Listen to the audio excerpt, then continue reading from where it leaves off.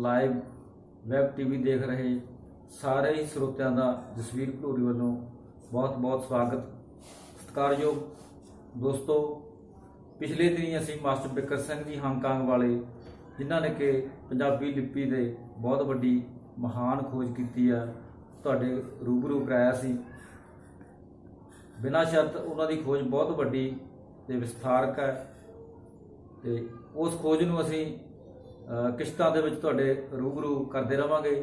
ਪਿਛਲੀ ਕਿਸ਼ਤ ਦੇ ਵਿੱਚ, ਪਹਿਲੀ ਕਿਸ਼ਤ ਦੇ ਵਿੱਚ ਮਾਸਟਰ ਬਿਕਰ ਸਿੰਘ ਜੀ ਨਾਲ ਤੁਹਾਡੀ ਜਾਣ ਪਛਾਣ ਕਰਾਈ ਸੀ ਤੇ ਉਹਨਾਂ ਦੀ ਖੋਜ ਦੀ ਸ਼ੁਰੂਆਤ ਬਾਰੇ ਕੁਝ ਅੰਸ਼ ਤੁਹਾਡੇ ਸਾਹਮਣੇ ਰੱਖੇ ਸੀ।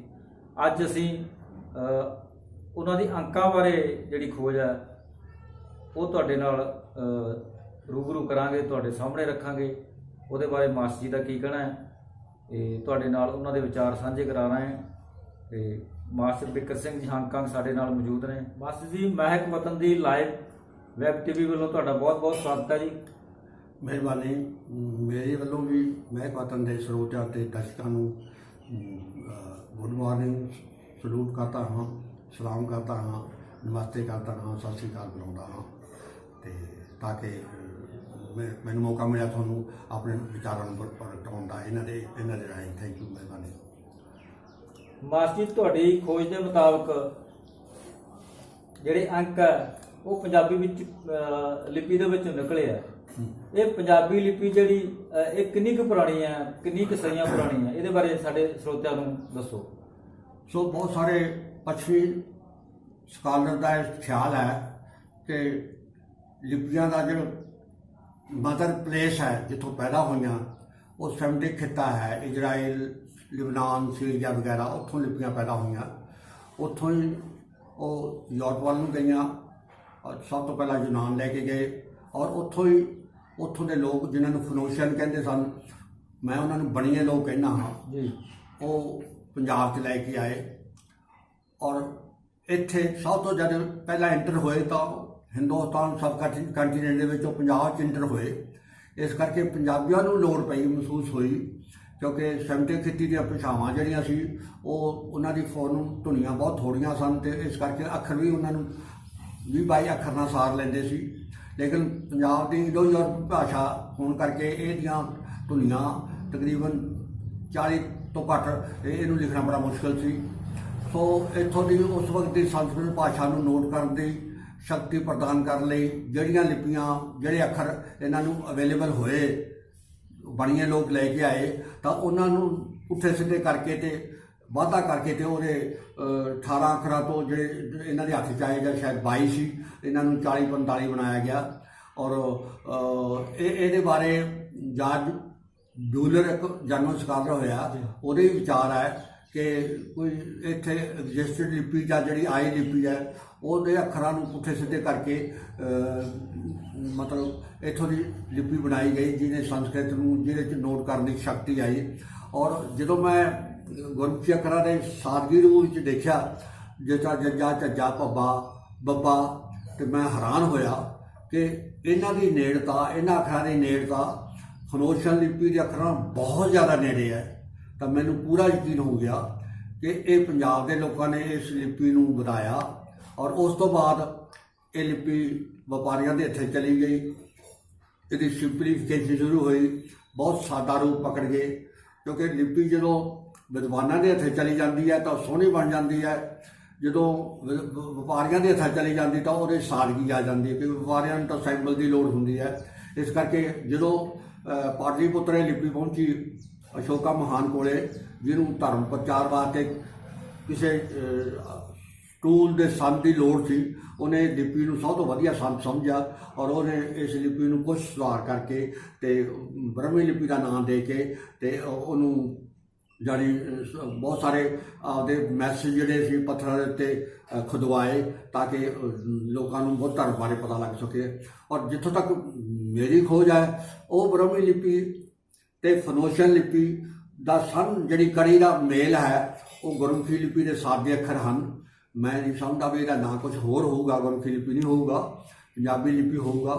ਪਰ ਜਾਰਜ ਬੂਲ ਨੇ ਇਹਦਾ ਨਾਂ ਮਹਾਨ ਜਨ ਲਿਪੀ ਲਿਖਿਆ, ਐਲੀਟ ਕਲਾਸ ਅਲਫਾਬੈਟ। महान जन तो लफ्ज बिगड़ के महाजन बन गया और ये जी मतलब संस्कृत नोट करने की शक्ति आई। अगर जे इसनूं असीं बोर्ड ते समझाइए तो ये रैम्बलेंस विखाइए जजे तो जोधा जिहड़ा फनोशन का जोधा उदों किवें जज्जा बनया, फनोशन का जोधा तो किवें झज्जा बनया, फनोशन के बितल जी तो बैटा बनया यूनान च, पंजाबी च किवें बब्बा बनया, ये सारे गिमल तो गग्गा किवें बनया, बड़ी आसानी नाल यानी समझाया जा सकता है।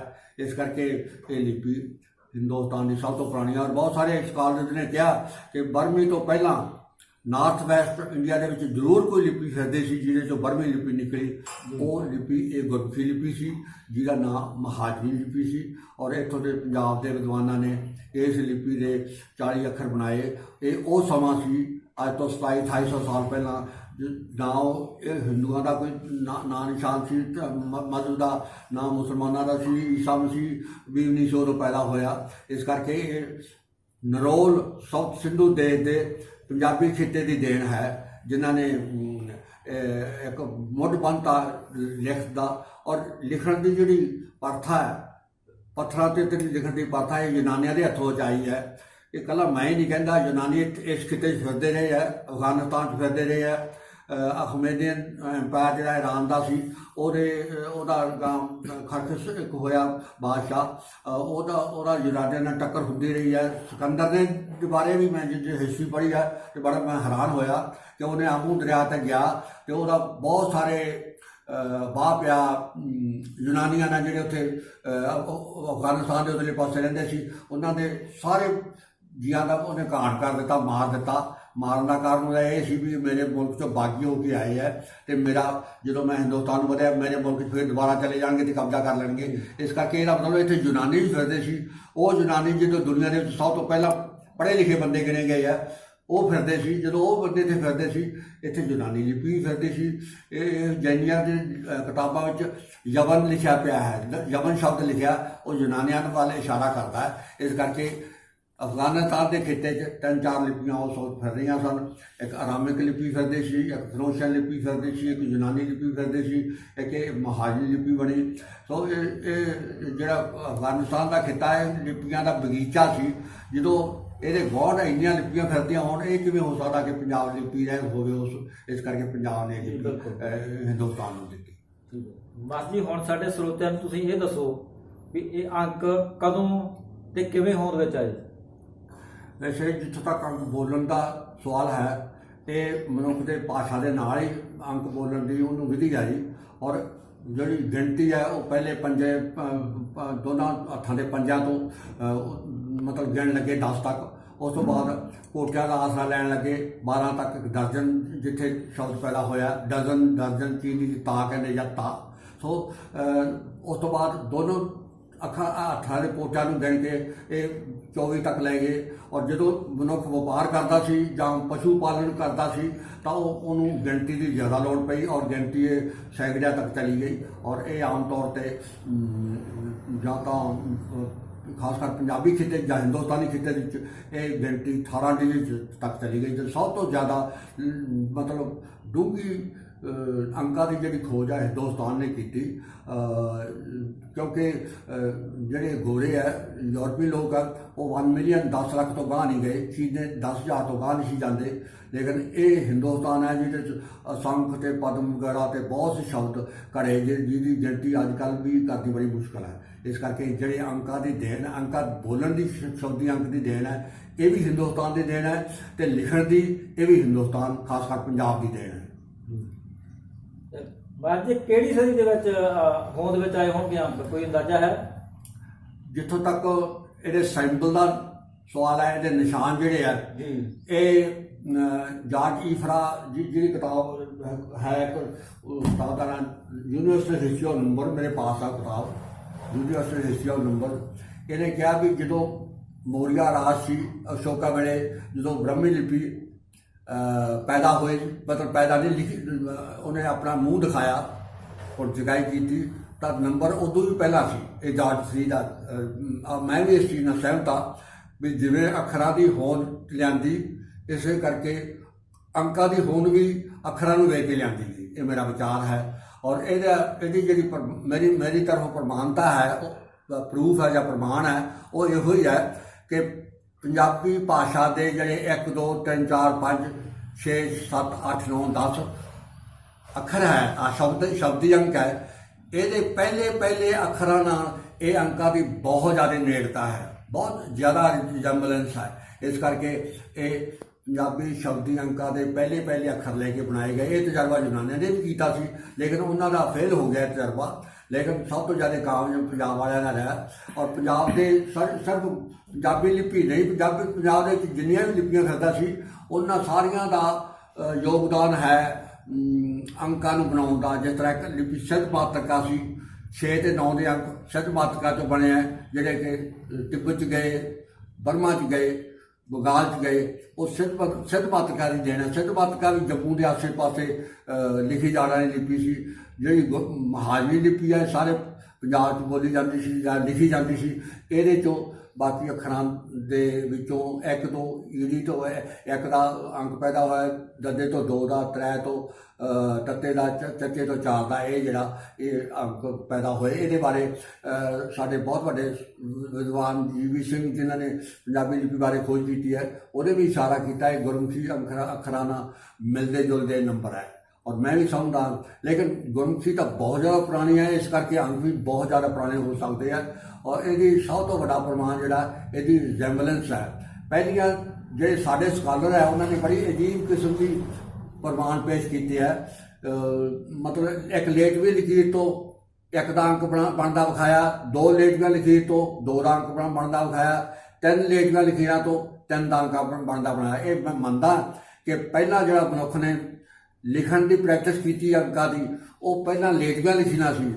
ਪੰਜਾਬ 'ਚ ਵੀ ਖਰੋਸ਼ ਦੀ ਲਿਪੀ ਦੇ ਉਹਦੇ ਪਹਿਲੇ 3 ਅੰਕ ਜਿਹੜੇ ਲੇਟਵੀਆਂ ਲਕੀਰਾਂ, ਚੀਨੀ 'ਚ ਉਹ ਵੀ ਲੇਟਵੀਆਂ ਲਿਖੀਆਂ, ਰੋਮਨੀ ਲਿਪੀ ਦੇ ਖੜਵੀਆਂ ਲਿਖੀਆਂ। 3 ਲਿਖੀ ਤੋਂ ਬਾਅਦ ਚੌਥੀ ਜਿਹੜਾ ਅੰਕ ਹੈ ਉਹ ਜਾਣੀ ਡਿਵਾਈਡ ਹੋ ਜਾਣਾ, ਜਾਣੀ ਉਹਦਾ ਫੈਲਾਓ ਵੱਧ ਗਿਆ। ਇਸ ਕਰਕੇ ਵਿਦਵਾਨਾਂ ਨੇ ਸੋਚਿਆ ਵੀ ਉਹਦੇ ਵਾਸਤੇ ਕੋਈ ਇੱਕ ਹੋਰ ਸਿੰਬਲ ਤਿਆਰ ਕੀਤਾ ਜਾਵੇ ਤੇ 5 4 5 6 7 8 9 ਦੇ ਵੱਖਰੇ ਸਿੰਬਲ ਤਿਆਰ ਕੀਤੇ ਜਾਣ, ਜਿਹਦੇ ਨਾਲ ਗਾਂ ਕੱਲ੍ਹ ਨੂੰ ਰਕਮਾਂ ਲਿਖਣ ਦਾ ਆਧਾਰ ਬਣੇ। ਔਰ ਉਹ ਜਿਹੜੇ ਸਿੰਬਲ ਹੈ ਉਹ ਸਾਰੇ ਗੁਰਮੁਖੀ ਦੇ ਪਹਿਲੇ ਸ਼ਬਦੀ ਅੰਕਾਂ ਨਾਲ ਮਿਲਦੇ ਜੁਲਦੇ ਹੈ। ਇਹੋ ਹੀ ਮੇਰਾ ਸਭ ਤੋਂ ਵੱਡਾ ਪ੍ਰਮਾਣ ਹੈ। ਲੇਕਿਨ ਗੁਰਮੁਖੀ ਸ਼ਬਦ ਜਿਹੜਾ 15ਵੀਂ 16ਵੀਂ ਸਦੀ 'ਚ ਪੈਦਾ ਹੋਇਆ, ਲੇਕਿਨ ਜਿਹੜੇ ਇਹ ਗੁਰਮੁਖੀ ਦੇ ਅੱਖਰ ਹੈ ਜਿਹਨੂੰ ਮੈਂ ਮਹਾਜਨੀ ਲਿਪੀ ਜਾਂ ਪੰਜਾਬੀ ਲਿਪੀ ਕਹਿੰਦਾ, ਇਹ ਤਾਂ ਕਮ ਸੇ ਕਮ 2500 ਸਾਲ ਪੁਰਾਣੇ ਸਾਬਤ ਹੁੰਦੇ ਹੈ। ਜੇ ਇਹਨੂੰ ਫਿਰੋਜ਼ਸ਼ਾਹ ਨਾਲ ਤੇ ਬਰਮੀ ਨਾਲ ਵੇਖਿਆ ਜਾਵੇ ਤਾਂ ਇਹ ਸਭ ਤੋਂ ਜ਼ਿਆਦਾ ਪੁਰਾਣੇ ਉਹੀ ਅੱਖਰ ਮਹਿਸੂਸ ਹੁੰਦੇ ਆ। ਔਰ ਇਹ ਅੰਕ ਜਿਹੜੇ ਹੈ ਇਹਨਾਂ ਦੀ ਜਿਹੜੀ ਹਮ ਸ਼ਕਲਤਾ ਹੈ ਜਾਂ ਰਿਜ਼ੈਂਬਲੈਂਸ ਅੰਗਰੇਜ਼ੀ 'ਚ ਕਹਿੰਦੇ ਆ, ਉਹ ਸਿਰਫ ਇਹਨਾਂ ਮਹਾਜਨੀ ਅੱਖਰਾਂ ਨਹੀਂ ਮਿਲਦੀ, ਹੋਰ ਦੁਨੀਆ ਦੀ ਹੋਰ ਕਿਸੇ ਵੀ ਲਿਪੀ ਨਾਲ ਨਹੀਂ ਮਿਲਦੀ। ਬਾਅਦ ਦੀ ਸ਼ੁਰੂਆਤ ਦੇ ਵਿੱਚ ਅੰਕਾਂ ਦੀ ਗਿਣਤੀ 10 ਤੱਕ ਸੀਗੀ ਤੇ ਪਹਿਲਾਂ ਗਿਣਤੀ ਉਦੋਂ ਬਾਅਦ 12 ਤੱਕ ਹੋਣ ਲੱਗੀ, 1 ਦਰਜਨ ਤੱਕ। ਇਹਦਾ ਕੀ ਕਾਰਨ ਤੁਸੀਂ ਸਮਝਦੇ ਹੋ? ਪਹਿਲਾਂ ਮਨੁੱਖ ਦੋਨਾਂ ਹੱਥਾਂ ਦੀਆਂ ਉਂਗਲਾਂ ਦੇ ਜਾਣੀ ਸਹਾਰਾ ਲੈਂਦਾ ਰਿਹਾ, ਉਹਨੂੰ ਆਧਾਰ ਬਣਾਇਆ। 1 ਪੰਜਾ ਵਿਖਾਤਾ 5 ਹੋ ਗਏ, 2 ਪੰਜੇ ਵਿਖਾਤੇ 10 ਹੋ ਗਿਆ। ਉਸ ਤੋਂ ਬਾਅਦ ਉਹ ਪੋਟਿਆਂ ਦਾ ਉਂਗਲਾਂ ਦੇ ਪੋਟਿਆਂ ਦਾ ਆਸਰਾ ਲੈਣ ਲੱਗ ਪਿਆ। ਜੇ ਤੁਸੀਂ ਅੰਗੂਠੇ ਨਾਲ ਉਂਗਲਾਂ ਦੇ ਪੋਟੇ ਗਣੋ ਤਾਂ 4 ਉਂਗਲਾਂ ਦੇ ਪੋਟੇ 12 ਬਣ ਜਾਂਦੇ ਆ। ਇਸ ਕਰਕੇ 12 ਤੇ ਜਾ ਕੇ ਸਟਾਪ ਲਾਤਾ, 12 ਤੇ ਇੱਕ ਸ਼ਬਦ ਪੈਦਾ ਕਰ ਲਿਆ ਜਿਹਨੂੰ ਅੰਗਰੇਜ਼ੀ 1 ਡਜ਼ਨ ਕਹਿੰਦੇ, ਪੰਜਾਬੀ 'ਚ 1 ਦਰਜਨ ਕਹਿੰਦੇ, ਚੀਨੀ ਜੱਤਾ ਕਹਿੰਦੇ ਆ। ਇਸ ਕਰਕੇ 12 ਤੋਂ ਬਾਅਦ ਫਿਰ ਦੋਨਾਂ ਥਾਂ ਦੇ ਪੋਟਿਆਂ 24 ਤੱਕ ਆਓਗੇ। ਉਸ ਤੋਂ ਬਾਅਦ ਫਿਰ ਜਦੋਂ ਉਹ ਪਸ਼ੂ ਪਾਲਣ ਕਰਦਾ ਸੀ ਤਾਂ ਗਿਣਤੀ ਜਿਹੜੀ ਆ ਉਹ ਵੱਧਦੀ ਗਈ ਤੇ ਸੈਂਕੜਿਆਂ ਤੱਕ ਚਲੀ ਗਈ। ਠੀਕ ਹੈ ਜੀ। ਮਾਸਟਰ ਜੀ, ਜਿਹੜੇ ਪਹਿਲੇ ਅੰਕ ਸੀਗੇ ਜਿਹਨੂੰ ਕਈ ਲੋਕ ਗੁਰਮੁਖੀ ਦੇ ਅੰਕ ਵੀ ਕਹਿੰਦੇ ਆ, ਤੇ ਜਿਹੜੇ ਹੁਣ ਅੰਕ ਚੱਲਦੇ ਆ, ਇਹਨਾਂ ਦਾ ਰੂਪਕ ਅੰਤਰ ਕਾਫੀ ਹੈ। ਇਹ ਕੀ ਕਾਰਨ ਹੈ? ਨਵੇਂ ਅੰਕ ਕਿਵੇਂ ਪੈਦਾ ਹੋਏ? ਦੇਖੋ, ਕੋਈ ਵੀ ਅੱਖਰ ਜਾਂ ਅੰਕ ਹੈ ਜਦੋਂ ਹੋਰਨਾਂ ਏਰੀਆ ਦਾ ਬਹੁਤ ਦੂਰ ਲੰਮਾ ਫਾਸਲਾ ਕਵਰ ਕਰਕੇ ਜਾਂਦਾ ਹੈ ਤਾਂ ਵੱਖ-ਵੱਖ ਹੱਥਾਂ ਵਿੱਚ ਉਹਦੇ ਮਾੜੀ ਮੋਟੀ ਤਬਦੀਲੀ ਆਉਂਦੀ ਜਾਂਦੀ ਹੈ। ਲੇਕਿਨ ਜਿੱਥੋਂ ਤੱਕ ਪੰਜਾਬੀ ਅੱਖਰਾਂ ਤੇ ਅੰਕਾਂ ਦਾ ਸਵਾਲ ਹੈ, ਅੱਖਰਾਂ ਦਾ ਤਾਂ ਕਾਫੀ ਤਬਦੀਲੀ ਆ ਗਈ ਹੈ, ਦੱਖਣ ਤੱਕ ਜਾਂਦੇ, ਲੇਕਿਨ ਅੰਕਾਂ 'ਚ ਕੋਈ ਬਾਹਲੀ ਤਬਦੀਲੀ ਨਹੀਂ ਆਈ। ਜਿਹੜੀ ਹਿੰਦੁਸਤਾਨ 'ਚ ਪੰਜਾਬ 'ਚੋਂ ਗਏ ਅੱਖਰ ਹੈ ਉਹਨਾਂ ਨੂੰ ਪਤਾ ਸੀ ਕਿ ਇਹ ਅੱਖਰ ਹੈ, ਇਸ ਕਰਕੇ ਉਹਨਾਂ ਨੇ ਥੋੜ੍ਹੀਆਂ ਤਬਦੀਲੀਆਂ ਜਾਣ ਕੇ ਕਰ ਦਿੱਤੀਆਂ ਤਾਂ ਕਿ ਅੱਖਰਾਂ ਦਾ ਭੁਲੇਖਾ ਨਾ ਪਵੇ। ਜਿਵੇਂ ਤੱਤਾ ਤ੍ਰੈ ਹੈ, ਤ੍ਰੈ ਤੋਂ ਤੱਤਾ ਯੂਰਪ ਵਾਲਿਆਂ ਨੂੰ ਪਤਾ ਨਹੀਂ ਸੀ ਇਹ ਅੱਖਰ ਹੈ, ਇਸ ਕਰਕੇ ਉਹ ਤਿੰਨ ਦਾ ਤਿੰਨ ਹੀ ਵਰਤਦੇ ਰਹੇ, ਤੱਤਾ ਹੀ ਵਰਤਦੇ ਰਹੇ। ਲੇਕਿਨ ਪੰਜਾਬ ਵਾਲਿਆਂ ਨੂੰ ਪਤਾ ਸੀ ਵੀ ਇਹ ਅੱਖਰ ਹੈ, ਵੀ ਅੱਖਰ ਦਾ ਭੁਲੇਖਾ ਨਾ ਪਵੇ। ਉਹ ਵੱਖਰੀ ਅੰਕੀ ਪਛਾਣ ਦੀ ਬਣਾਉਣ ਦੀ ਖਾਤਰ ਉਹਦੇ ਨਾਲ ਇੱਕ ਹੋਰ ਛੋਟੀ ਜਿਹੀ ਲਕੀਰ ਲਾਤੀ, ਜਿਵੇਂ ਕਿ ਅੱਜ ਕੱਲ੍ਹ ਤੱਤੇ ਨਾਲ ਲਾਈ ਜਾਂਦੀ ਹੈ। ਤ੍ਰੈ ਦਾ ਅੰਕ, ਦੱਦੇ ਦੋ ਦੇ ਅੰਕ ਦਾ, ਦੱਦੇ ਦਾ ਭੁਲੇਖਾ ਖਤਮ ਕਰਨ ਦੀ ਖਾਤਰ, ਅੰਕ ਬਣਾਉਣ ਦੀ ਖਾਤਰ ਉੱਤੇ ਇੱਕ ਕੁੰਡੀ ਪਾ ਦਿੱਤੀ ਗਈ, ਦੋ ਕੁੰਡੀਆਂ ਕਰ ਦਿੱਤੀਆਂ ਗਈਆਂ ਦੱਦੇ ਦੀਆਂ। ਇਸ ਕਰਕੇ ਪੰਜਾਬ ਦੇ ਤੇ ਹਿੰਦੁਸਤਾਨ 'ਚ ਬਾਹਰ ਜਿਹੜੇ ਲੋਕ ਹੈ ਉਹਨਾਂ ਨੇ ਸਭ ਕੁਝ ਬਦਲਣ ਦੀ ਖਾਤਰ ਅੰਕਾਂ ਦੇ ਵਿੱਚ ਕੁਝ ਤਬਦੀਲੀਆਂ ਕਰ ਦਿੱਤੀਆਂ। ਲੇਕਿਨ ਜਿਹੜੇ ਯੂਰਪ 'ਚ ਗਏ ਉਹ ਵੱਖ-ਵੱਖ ਹੱਥਾਂ ਵਿੱਚ ਜਾਂਦੇ ਹੋਏ ਤਬਦੀਲ ਹੁੰਦੇ ਹੋਏ ਤੇ ਕੁਝ ਫਰਕ ਪੈ ਗਿਆ, ਪਰ ਅਜੇ ਵੀ ਉਹਨਾਂ ਦੀ ਰਿਜ਼ੈਂਬਲੈਂਸ ਗੁਰਮੁਖੀ ਨਾਲ ਬਹੁਤ ਜ਼ਿਆਦਾ ਨੇੜੇ ਹੈ। ਮਿਹਰਬਾਨੀ। ਮਾਸਟਰ ਜੀ, ਤੁਹਾਡੀ ਖੋਜ ਕਹਿੰਦੀ ਹੈ ਵੀ ਅੰਕ ਸਾਰੀ ਦੁਨੀਆ ਨੂੰ ਪੰਜਾਬ ਨੇ ਦਿੱਤੇ ਆ, ਬੜੀ ਵੱਡੀ ਖੋਜ ਹੈ ਤੇ ਸਾਡੇ ਪੰਜਾਬੀਆਂ ਵਾਸਤੇ, ਪੰਜਾਬ ਵਾਸਤੇ ਬਹੁਤ ਮਾਣ ਵਾਲੀ ਗੱਲ ਹੈ। ਪਰ ਇਹਨੂੰ ਤੁਸੀਂ ਸਬੂਤ ਕੀ ਪੇਸ਼ ਕਰਦੇ ਹੋ, ਸਪਸ਼ਟ ਕਿਵੇਂ ਕਰਦੇ ਹੋ, ਸਾਡੇ ਸਰੋਤਿਆਂ ਨੂੰ ਦੱਸੋ। ਸਪਸ਼ਟ ਇਹਦੀਆਂ ਦੋ ਧਾਰਾਵਾਂ ਹਨ। ਇੱਕ ਤਾਂ ਜਿਹੜੀ ਅਰਬਾਂ ਨੂੰ ਗਈ ਹੈ ਤੇ ਮਤਲਬ ਉਹਨਾਂ ਨੇ ਅਰਬੀਕਰਨ ਕਰ ਲਿਆ, ਤੇ ਦੋ ਤਿੰਨ ਦੇ ਅੰਕ ਜਿਹੜੇ ਉਹਨਾਂ ਨੇ ਲੇਟਵੇਂ ਕਰ ਲਏ, ਖੜਵੇਂ ਦੀ ਬਜਾਏ ਅਰਬੀ 'ਚ ਲੇਟਵੇਂ ਹੈ। ਉਹਦਾ ਜਿਹੜੇ ਡੈਂਟ ਹੈ, ਦੰਦ ਹੈ, ਉੱਪਰ ਨੂੰ ਖੜੇ ਕਰਤੇ। ਔਰ ਜਦੋਂ ਹਿੰਦੁਸਤਾਨ 'ਚ ਗਏ ਤਾਂ ਹਿੰਦੁਸਤਾਨ ਵਾਲਿਆਂ ਨੂੰ ਪਤਾ ਸੀ ਵੀ ਇਹ ਅੱਖਰ ਹੈ, ਇਸ ਕਰਕੇ ਸਾਰੇ ਹਿੰਦੁਸਤਾਨ ਦੇ ਸੂਬਿਆਂ ਨੇ ਆਪਣੀ ਲੋੜ ਦੇ ਮੁਤਾਬਕ ਥੋੜ੍ਹੀ ਤਬਦੀਲੀ ਉਹਨਾਂ 'ਚ ਕਰਤੀ ਜੀ ਹੈ। ਜਿਸ ਤਰ੍ਹਾਂ ਜਦੋਂ ਇਹ ਉੜੀਸਾ 'ਚ ਗਏ ਤਾਂ ਪੱਪੇ ਦੇ ਨਾਲ 5 ਦੇ ਅੰਕ ਦੇ ਪੱਪੇ ਨਾਲ 2 ਕੁੰਡੀਆਂ ਬਣਾ ਦਿੱਤੀਆਂ। ਜਦੋਂ ਕਰਨਾਟਕਾ 'ਚ ਗਏ ਉਹਨਾਂ ਨੇ ਨੋਚਿੰਗ ਕਰ ਦਿੱਤੀ ਪੱਪੇ ਦੇ ਵਿੱਚ। ਨੋਚਿੰਗ ਦਾ ਮਤਲਬ ਉਹਦਾ ਕੁੱਬ ਪਾਤਾ ਥੋੜ੍ਹਾ ਜਿਹਾ। ਜਦੋਂ ਪੰਜਾਬ 'ਚ ਰਹੇ ਪੰਜਾਬ ਵਾਲਿਆਂ ਨੇ ਥੱਲੇ ਜਿਸ ਤਰ੍ਹਾਂ ਰਾਰਾ ਪਾਈ ਦਾ ਹੁੰਦਾ ਇਸ ਤਰ੍ਹਾਂ ਦੀ ਸ਼ਕਲ ਕਰਕੇ ਤੇ 5 ਦਾ ਅੱਖਰੀ ਪਹਿਚਾਣ ਖਤਮ ਕਰਕੇ ਅੰਕੀ ਪਹਿਚਾਣ ਬਣਾ ਦਿੱਤੀ। ਪਰ ਜਦੋਂ ਯੂਰਪ ਵੱਲ ਨੂੰ ਗਏ, ਯੂਰਪ ਵਾਲਿਆਂ ਨੂੰ ਇਹ ਨਹੀਂ ਸੀ ਪਤਾ ਵੀ ਅੱਖਰ ਹੈ। ਉਹਨਾਂ ਇਹ ਮੰਨਦਾ ਵੀ ਉਹਨਾਂ ਨੂੰ ਵੱਖ-ਵੱਖ ਹੱਥਾਂ 'ਚ ਤਬਦੀਲ ਹੁੰਦੇ ਗਏ, ਬਦਲਦੇ ਗਏ। ਲੇਕਿਨ ਕਈ ਅੱਖਰਾਂ ਦਾ ਤਾਂ ਉਹਨਾਂ ਨੂੰ ਉਸੇ ਦਾ ਹੀ ਰੱਖਿਆ। ਕਈ ਸ਼ਬਦਾਂ ਜਿਸ ਤਰ੍ਹਾਂ ਤ੍ਰੈ ਦਾ ਤੱਤੇ ਤੋਂ ਤ੍ਰੈ ਬਣਿਆ ਤੇ ਉਹਨਾਂ ਦਾ ਅਜੇ ਵੀ ਤੱਤਾ ਗੁਰਮੁਖੀ ਵਾਲਾ ਹੀ ਆ ਉਹਨਾਂ ਦਾ। ਲੇਕਿਨ ਜੇ ਉਹਨਾਂ ਨੂੰ ਪਤਾ ਹੁੰਦਾ ਅੱਖਰਾਂ ਤਾਂ ਉਹ ਵੀ ਤਬਦੀਲ ਕਰ ਦਿੰਦੇ। ਪੰਜਾਬ 'ਚ ਤਬਦੀਲ ਹੋ ਗਿਆ ਤਾਂ ਕਿ ਅੱਖਰੀ ਭੁਲੇਖਾ ਖਤਮ ਕਰਕੇ ਅੰਕੀ ਪਹਿਚਾਣ ਬਣਾਈ ਜਾਵੇ। ਪੰਜਾਬ ਵਾਲਿਆਂ ਨੇ ਉਹਦੇ ਥੱਲੇ ਇੱਕ ਮਤਲਬ ਹੋਰ ਕੁੰਡੀ ਜੀ ਲਾਤੀ, ਜੇ ਤੁਸੀਂ ਆਪਾਂ ਲੱਗੀ ਵੇਹਦੇ ਆ। ਤੇ ਇੱਕ ਸਭ ਤੋਂ ਵੱਡੇ ਅੱਖਰ ਤੇ ਜਿਹੜਾ ਆਪਸ਼ਨ ਜਿਹੜੀ ਸੀ ਉਹਨਾਂ ਦੀ ਉਹ 8 ਤੇ 8 ਬਦਲ ਗਈ। ਪਹਿਲਾਂ 8 ਸ਼ਬਦ ਜਿਹੜਾ ਅੱਜ ਤੋਂ 10,000 ਸਾਲ ਪਹਿਲਾਂ 8 ਬੋਲਦੇ ਸੀ, ਉਹਨੂੰ 8 ਨਹੀਂ, ਠੱਠੇ ਨਾਲ ਨਹੀਂ ਸੀ ਬੋਲਦੇ, 8। ਕਿਉਂਕਿ ਅੰਗਰੇਜ਼ੀ ਇੰਡੋ ਯੂਰਪੀਅਨ ਭਾਸ਼ਾ ਦੇ ਵਿੱਚ ਠੱਠਾ ਹੈ ਨਹੀਂ ਸੀ। 8 ਇਸ ਕਰਕੇ ਆੜਾ ਤੇ ਟੈਕਾ ਦਾ 8 ਲਿਖਿਆ ਜਾਂਦਾ ਸੀ। ਔਰ ਪੰਜਾਬੀਆਂ ਨੇ ਸੋਚਿਆ ਵੀ ਆੜਾ ਬੜਾ ਗੁੰਝਲਦਾਰ ਹੈ, ਇਸ ਕਰਕੇ ਇਹਦਾ ਅੰਕ ਨਾ ਬਣਾਇਆ ਜਾਵੇ, ਟੈਂਕੇ ਨੂੰ ਲਿਆ ਜਾਵੇ। ਪੰਜਾਬੀ ਵਾਲਿਆਂ ਨੇ ਟੈਂਕੇ ਨੂੰ ਲੈ ਕੇ 8 ਬਣਾਇਆ। ਬਾਅਦ ਦੇ ਵਿੱਚ ਉਹ ਟੈਂਕੇ ਦੀ ਪਛਾਣ ਖਤਮ ਕਰਨ ਦੀ ਖਾਤਰ ਪਿੱਛੇ ਇੱਕ ਕੁੰਡੀ ਲਾਤੀ ਟੈਂਕੇ ਦੇ, ਤੇ ਉਹਦੀ ਅੱਖਰੀ ਪਹਿਚਾਣ ਖਤਮ ਹੋ ਗਈ ਤੇ ਅੰਕੀ ਪਹਿਚਾਣ ਬਣ ਗਈ। ਇਸ ਦੱਖਣ ਦੇ ਵਿੱਚ ਮਲਿਆਲਮ ਤੇ ਤਾਮਿਲ ਹੈ, ਉਹਨਾਂ ਦਾ ਸ਼ਾਇਦ ਕੋਈ ਸੌਕੜਬਾਜ਼ੀ ਚੱਲਦੀ ਆਪਸ ਵਿੱਚ, ਉਹਨਾਂ ਨੇ ਵੀ ਇਸ ਤਰ੍ਹਾਂ ਤਬਦੀਲੀ ਕੀਤੀ। ਉਹਨਾਂ ਨੇ ਵੀ ਤਾਮਿਲ ਵਾਲਿਆਂ ਨੇ 8 ਸ਼ਬਦ ਦੇ ਆੜੇ ਨੂੰ ਲਿਆ ਤੇ ਮਲਿਆਲਮ ਵਾਲਿਆਂ ਨੇ ਟੈਂਕੇ ਨੂੰ ਲਿਆ, ਟਾਰ ਨੂੰ। ਇੱਕ ਸ਼ਬਦ ਦੇ ਤਾਮਿਲਾਂ ਨੇ ਇੱਕ ਸ਼ਬਦ ਦੀ ਕੱਕੇ ਨੂੰ ਲਿਆ, ਇੱਕ ਕਾ ਨੂੰ, ਤੇ ਮਲਿਆਲਮ ਨੇ ਈਜੀ ਨੂੰ ਲਿਆ। ਇਹ ਉਹ ਇੱਕ ਦੂਜੇ ਦੇ ਉਲਟ ਲਏ ਉਹਨਾਂ ਨੇ, ਪਤਾ ਨਹੀਂ ਕਿਉਂ। ਜਿੱਥੋਂ ਤੱਕ ਯੂਰਪ ਜਿਹੜਾ 8 ਗਿਆ ਉਹ ਟੈਂਕੇ ਵਾਲਾ ਨਹੀਂ ਗਿਆ, ਜਿਹੜਾ ਯੂਰਪ 'ਚ ਗਿਆ ਉਹ ਆੜੇ ਵਾਲਾ ਗਿਆ। ਇਹ ਆੜਾ ਜਿਹੜਾ 2 ਕੁੰਡੀਆਂ ਰਹਿਣ ਦਿੱਤੀਆਂ, ਪਿਛਲੀ ਲਾਈਨ ਲਾਤੀ। ਹੌਲੀ ਹੌਲੀ ਉਹਦਾ ਇਨਪੁੱਟ ਤੇ ਆਊਟਪੁੱਟ ਲਾਈਨਾਂ ਜਿਹੜੀਆਂ ਸੀ ਉਹ ਖਤਮ ਹੋ ਗਿਆ ਤੇ ਮੌਜੂਦਾ 8 ਦੇ ਨੇੜੇ ਦੀ ਸ਼ਕਲ ਚਲੀ ਗਈ। ਤੇ ਜਿਹੜਾ 9 ਹੈ ਉਹ ਨਾਣੇ ਤੋਂ ਗਿਆ ਹੋਇਆ ਹੈ। ਤੇ ਇਸ ਕਰਕੇ ਉਹਦੇ 'ਚ ਪਹਿਲਾ 9 ਜਿਹੜਾ ਸੀ ਉਹਦੀ ਸ਼ਕਲ ਗੁਰਮੁਖੀ 3 ਦੇ ਅੱਖ ਨਾਲ ਮਿਲਦੀ ਜੁਲਦੀ ਸੀ। ਫਿਰ ਉਹਨਾਂ ਨੇ ਯੂਰਪ ਵਾਲਿਆਂ ਨੇ ਕੁਝ ਤਬਦੀਲੀ ਕਰਤੀ तो मतलब जे हुण ਇਹ ਅਸਲ ਤਾਂ ਇਹਨਾਂ ਨੂੰ ਬੋਰਡ ਤੇ ਸਮਝਾਇਆ ਜਾ ਸਕਦਾ ਕਿ ਅੰਕਾਂ ਨੂੰ ਇਹ ਹਿਸਾਬ ਦੇ ਸਾਲਾਂ ਅੱਗੇ ਹੁੰਦੀ ਚੀਜ਼ ਹੈ। ਇਹਨਾਂ ਦੇ ਲੈਕਚਰ ਦੇਣਾ ਥੋੜਾ ਸਭ ਤੋਂ ਬਾਹਰ ਹੋ ਜਾਂਦੀ ਕਈ ਦਫਾ ਕਈਆਂ ਦੇ ਸਰੋਤਾਂ ਦੇ। ਇਸ ਕਰਕੇ ਇਹ ਨਾਣੇ ਤੋਂ ਕਿਸ ਤਰ੍ਹਾਂ ਬਣਿਆ ਇਹ ਮੇਰੇ ਜਿਹੜੇ ਚਾਰਟ ਹੈ ਉਹੀ ਸਾਬਤ ਕਰ ਸਕਦੇ ਆ।